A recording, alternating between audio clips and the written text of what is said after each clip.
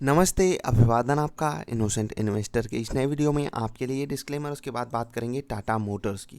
Tata Motors target कितना होना चाहिए इसका। एक ब्रोकरेज फर्म की तरफ से जो इनका टारगेट दिया जा रहा है वो 180 रुपये दिया जा रहा है। कारण समझाएंगे कि वो 180 रुपये का टारगेट क्यों दे रहे हैं, और भी बहुत कुछ होगा इस वीडियो में। तो चलिए शुरू करते हैं, आगे बढ़ते हैं। आप वीडियो लाइक कर लीजिए। हम आ चुके हैं एक डेटा पर जो हमने उठाया है इकोनॉमिक टाइम से। आप ये डेटा यहाँ पर जाकर जरूर पढ़िएगा, एग्जैक्टली आपको सारी इन्फॉर्मेशन मिल जाएगी। जो बड़ी चीज़ें हैं वो मैं आपको एक्सप्लेन कर रहा हूँ, बहुत ध्यान से समझिएगा। आपके लिए जो कंसर्न है टाटा मोटर्स को 180 का टारगेट देने के लिए इस ब्रोकिंग फर्म का, उसको समझिएगा। इनको क्या लग रहा है, क्या दिक्कत आ रही है टाटा मोटर्स को आने वाले समय में, जिस कारण ये 180 का टारगेट देकर बैठे हैं। टाटा मोटर्स अभी 300 प्लस पे ट्रेड कर रहा है। अगर आप देखोगे तो यहाँ से क्लोज टू 50% डाउन साइड आपको बताई जा रही है टाटा मोटर्स के स्टॉक में। यही चीज़ हेडलाइन भी आपको दी गई है। आगे बढ़ते हैं। The concern on its high debt levels, ये मेरे लिए भी सबसे बड़ा और सबसे प्रीमियम कंसर्न जो टाटा मोटर्स के स्टॉक को लेकर है कि इनके ऊपर कर्जा इतना भारी है कि भले इनका मैनेजमेंट कह रहा हो कि 3 साल में हम सब कुछ सल्टा देंगे, लेकिन इशू है, ये एक बड़ा इशू है। किस तरीके से करेंगे, हमारे सामने खाका तैयार करके नहीं रखा गया है। इसलिए इस चीज़ को मैं बहुत बड़ा, मतलब होता है ना कि एक चोट मिल सकती है टाटा मोटर्स के स्टॉक को। इस कारण जब ये रियलाइजेशन फैक्टर बनकर आएगा इनके स्टॉक होल्डर्स के दिमाग में, कब आता है वो पता चलेगा आने वाले समय में। Remains and the need to incur elevated capex. Elevated मतलब बढ़ा हुआ, कैपेक्स मतलब कैपिटल एक्सपेंडिचर। कैपिटल एक्सपेंडिचर मतलब कंपनी का खर्चा समझ लीजिए, सबका कैपेक्स अलग अलग होता है। Due to a shift to electric vehicles. अब यहाँ पर जो ये कंसर्न दे रहे हैं ये सबको पॉजिटिव लग रहा है, बहुत ध्यान से सुनिएगा।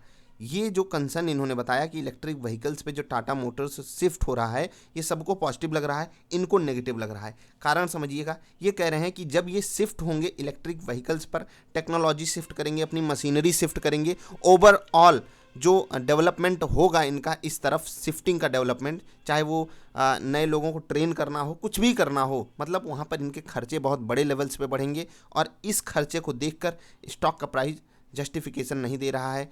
अगला जो इनका सबसे बड़ा कंसर्न है वो है एविट्टा को लेकर। और एविट्टा को लेकर कंसर्न इसलिए क्योंकि जो इनके यूरोपियन पीयर्स हैं उससे भी प्रीमियम पे इस स्टॉक का एविट्टा चल रहा है। और ये कंसर्न सच में एक जेन्युइन कंसर्न हो सकता है, क्योंकि अगर आप JLR और लैंड रोवर की बात करोगे तो वो प्रीमियम कैटेगरी में ही आते हैं और वो बाहर ही डील करते हैं। डाउन साइड रिस्क जो इन्होंने दिया है वहाँ पर दूसरे नंबर में आप पढ़ोगे, pressure on margins at JLR due to कोविड-19 led demand contraction, promotional expenses and discounts. अब यहाँ पर बात को समझिएगा, प्रमोशनल एक्सपेंसेस यहाँ पर जो बात कही जा रही है उसको समझिएगा। टाटा मोटर्स कोविड से पहले काफ़ी ज़्यादा देखो होता क्या है कि हम ऐड करते हैं या एक्सपेंस करते हैं अपने प्रोडक्ट्स को प्रमोट करने के लिए, ढेर सारे जगहों पे एक्सपो लगाते हैं, ये करते हैं वो करते हैं। लेकिन एक्चुअली देखिए, हमने ऐड किया, हमको पता था कि आने वाले 3 महीने में, और वो फेस्टिव सीजन भी चलती रहती है, उसके बाद हम डिमांड देखते हैं कि जनवरी फरवरी मार्च में बढ़ जाती है, क्योंकि लोगों को टैक्सेस वगैरह सेव करने होते हैं। आप समझ रहे होगे, लोन वगैरह लेकर आप गाड़ी खरीदते हो, उसी बीच लॉकडाउन आ जाता है, लोग नहीं खरीद पाते हैं। इस सिचुएशन को आप समझ पाओगे जब आप थोड़ा सा गहराई में उतरोगे। बाकी अगर आपको स्टॉक प्राइस पे ही रिएक्शन चाहिए वो भी मैं दे सकता हूँ। इस चीज़ को समझिएगा, खर्चे इनके आने वाले समय में बढ़ेंगे, क्योंकि पिछली बार जो खर्चे किए गए वहाँ से आउटपुट नहीं आया है। ठीक, जब आप इनके इन डेप्थ एनालिसिस को पढ़ोगे आपको यही बात सामने आएगी, सामने मिलेगी।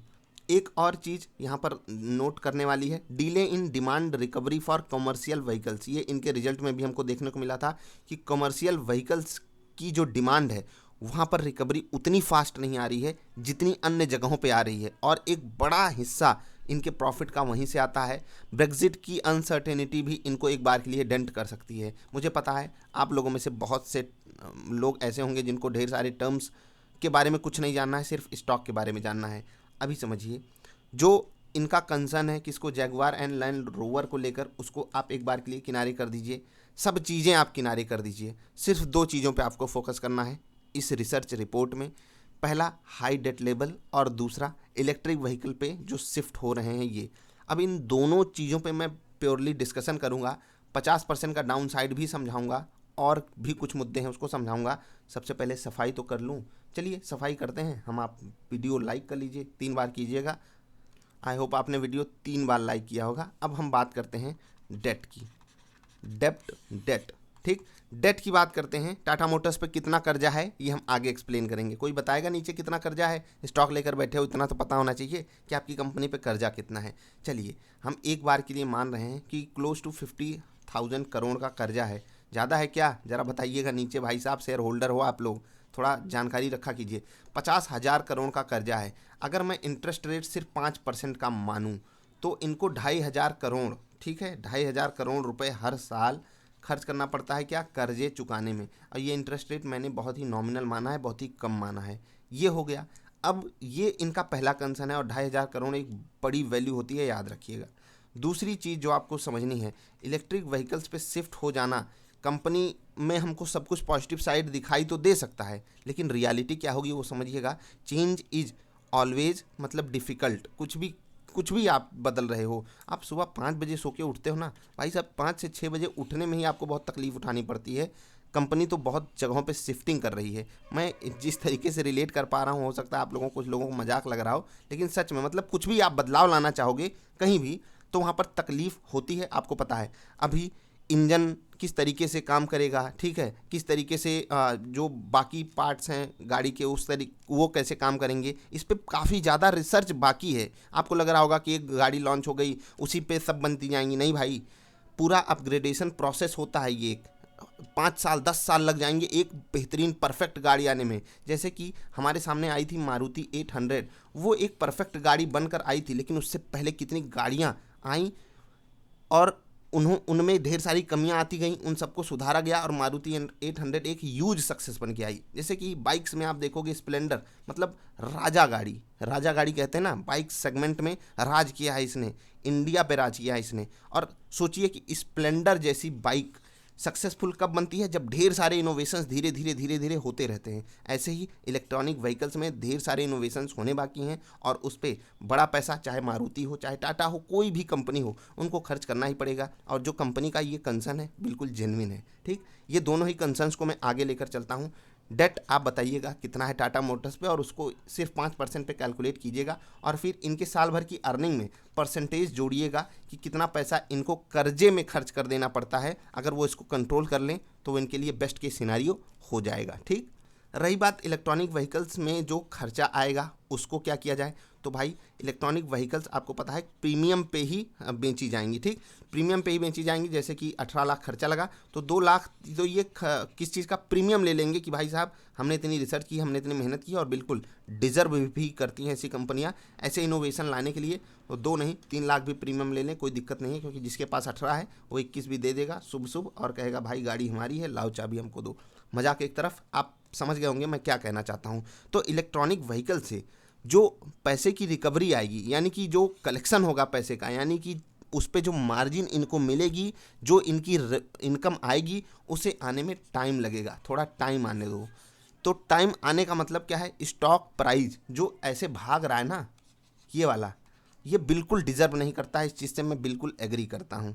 अब बात आती है टारगेट की कि 180 का टारगेट क्यों दे दिया भाई, और कोई काम धंधा नहीं था? 180 का टारगेट क्यों दे दिया? जरा एक ब्रोकर का नाम बताइएगा, कोई है तो 500 से भी बहुत ऊंचा टारगेट दे रहे हैं टाटा मोटर्स के लिए। और यहाँ पर आपके लिए एक बहुत बड़ी सीख है क्या, कि बाजार में किसी को कुछ नहीं पता है। हम सब एक कंसर्न लेकर बैठे रह सकते हैं। जैसे कि मुझे लगा टाटा मोटर 240 से ऊपर नहीं जाना चाहिए, उसी के नीचे ही हमने बेचने की सलाह आप लोगों को दे दी। और इसमें कोई ये नहीं है कि मैं गलत हो गया तो मुझे बुरा मान लेना चाहिए, या आप गलत हो गए आप सही हो गए, कुछ नहीं भाई। यहाँ पर बस ये चेक करना है कितने परसेंटेज ऑफ टाइम्स में आपकी जो रिसर्च है वो काम करती है या नहीं करती है, ठीक। अभी 300 के लेवल पे चल रहा है, उसको मैं समझाऊंगा। लेकिन 180 का जो यहाँ से टारगेट दिया गया है, वो अगर 4 महीने पहले आकर यही कंसर्न देखे होते और 4 महीने पहले बोलते 180 का टारगेट है तो बहुत अच्छी बात थी। यहाँ पर आकर बोले हैं हमें तकलीफ़ हो रही है, तो उनको बोलने दीजिए, उनकी अपनी मतलब कुछ चॉइसेस होंगी। और यहाँ पर मैं जो आपको समझाना चाह रहा हूँ कि कोई 500 का टारगेट दे रहा है, कोई 180 का टारगेट दे रहा है, दोनों जगह बड़े बड़े पढ़े लिखे अच्छे वेल रिसर्च्ड पर्सनालिटीज़ हैं, अच्छी खासी रिसर्च करते होंगे ना, तभी बोलते होंगे, क्योंकि उनको अपने नाम की भी वैल्यू बचानी है। कोई 180 दे रहा है, मैं ये नहीं कह रहा हूँ कि 500 वाला सही हो जाएगा या 180 वाला सही हो जाएगा। मैं ये कह रहा हूँ आप कब सही होगे, कैसे सही होगे, जब आप रिसर्च करोगे और ट्रेडिंग और इन्वेस्टिंग में अंतर करना सीख जाओगे। जैसे कि अब हम चलते हैं चार्ट पर, आपको मैंने कंसर्न समझा दिए, कुछ ना कुछ आपको ज़रूर इंसाइट्स मिले होंगे। और रिसर्च आपको करनी है, क्योंकि कोई आपके स्टॉक के लिए उस बेस पे रिसर्च नहीं कर सकता जिस बेस पे आपने स्टॉक को खरीदा है। सबकी अपनी अलग चॉइस होती है क्यों खरीदा है। हो सके तो आप लोग कारण बताइएगा। बाकी हम अब चलते हैं चार्ट पर, और चार्ट पर ही आपको मिलेगा असली एक्सप्लेनेशन। ठीक, मैंने आपको इंट्राडे के दौरान मैं आपको एक चीज़ बता देता हूँ। इंट्राडे वाली वीडियो आप हमारी देखिएगा, उसमें अच्छे से एक्सप्लेन करेंगे हम। 5 मिनट की कैंडल पे हम इंट्राडे करते हैं, उसको देखिएगा। और मैंने आपको कल की ही वीडियो में बताया था, टाटा मोटर्स अगर नीचे फिसलता है एक सर्टेन लेवल के, हम इसको शॉर्ट करेंगे। और शॉर्ट करने के बाद हमारा कितना बेहतरीन पैसा बना है आपको पता है। क्यों बना यहाँ पर उसको आप समझेंगे जब मैंने आपको रेजिस्टेंस की बात कही थी और आपको बोला था कि 322 के आसपास आप जाकर रेजिस्टेंस चेक कीजिएगा। थोड़ा बहुत ऊपर नीचे चेंज हो जाता है, 1 रुपये 1.5 रुपये, ये मतलब हर दिन जैसे कि ट्रेडिंग आगे बढ़ती है थोड़ा सा ऊपर नीचे हो जाता है, इसीलिए मैं अलग अलग दिन अलग अलग थोड़े से ऊपर नीचे लेवल्स बोलता हूँ। लेकिन आपको समझना होगा, मैं एग्जैक्टली लेवल्स को आपके सामने नहीं इसलिए रख पाता क्योंकि टेक्निकल इंडिकेटर्स अलग अलग लेवल हर दिन बताते हैं। टाटा मोटर्स में ऊपर से जो गिरावट आई बिल्कुल प्रॉफिट बुकिंग ही है। इंट्राडे वाली वीडियो देखिएगा, फिर आपको पता चलेगा इस गिरावट के पीछे का एग्जैक्टली कारण क्या है। शॉर्ट टर्म वाली गिरावट की मैं बात कर रहा हूँ, जो जहाँ पर सपोर्ट एंड रेजिस्टेंस काम करता है। अभी यहाँ से 180 का लेवल आप देख रहे हैं कितना भयंकर गैप है, और यहाँ पर कंपनी डिजर्व करवाती है इनके स्टॉक प्राइस को। कोई हैं जो 500 प्लस भी टारगेट दे रहे हैं, ठीक, अच्छी बात। अब दूसरी तरफ हम कुछ बातें समझने की कोशिश करेंगे। एग्जैक्टली मुझे याद नहीं कि वो 500 प्लस का टारगेट है या नहीं। चलिए इसको आप थोड़ा सा बताइएगा नीचे कि किसी ने ऐसा दिया था या नहीं। अभी हम दूसरे एंगल पे आते हैं, और बहुत सी ऐसी रेटिंग एजेंसियां हैं जिन्होंने बढ़िया टारगेट दिया है, 340, 350, और ये सब टारगेट देने वाली काफ़ी ज़्यादा कंपनियां हैं। क्या 180 आएगा टाटा मोटर्स? अभी ये 1 महीने पहले यही टारगेट दिए होते तो कोई बात नहीं होती, सब कहते हैं हाँ भाई चलो।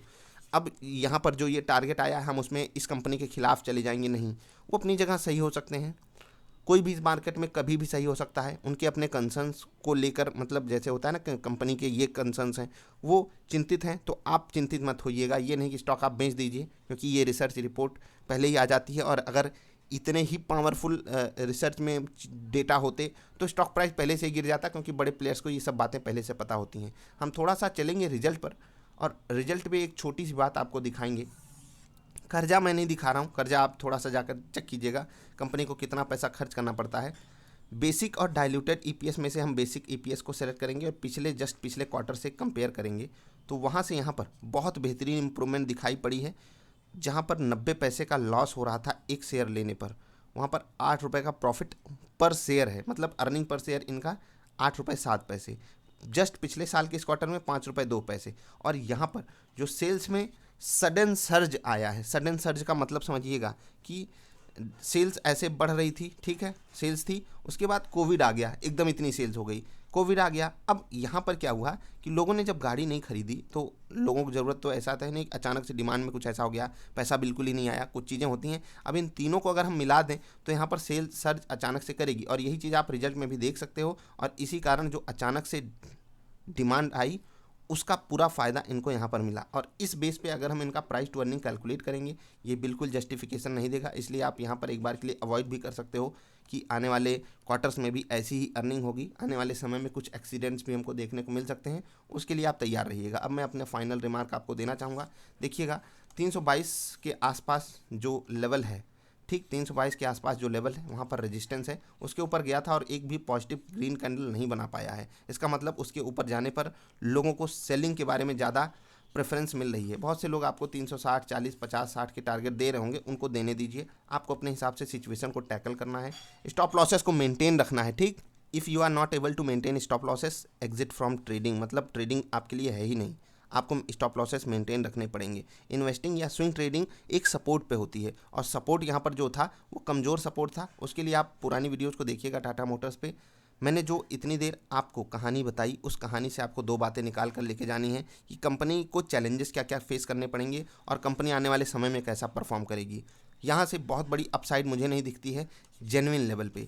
ये जो अपसाइड हमको दिखाई दी है, ये भी कोई जेन्युइन अपसाइड नहीं है। रिजल्ट इतना भी धमाकेदार नहीं दे दिया इन्होंने कि कंपनी दुगनी हो जाए 1-1.5 महीने के अंदर, ठीक है। तो प्राइस करेक्शन होगा, फिबोनाची भी यही कहती है, फंडामेंटल्स भी यही कहते हैं, और फियर फैक्टर भी यही चीज़ कहना चाहता है। तो ध्यान रखिएगा इन सब चीज़ों का। हम मिलेंगे फिर से। कोई सवाल सुझाव हो तो नीचे कमेंट करके पूछिएगा। अगर वीडियो पसंद आए तो लाइक कर देना, चैनल पसंद आए तो सब्सक्राइब कर लेना।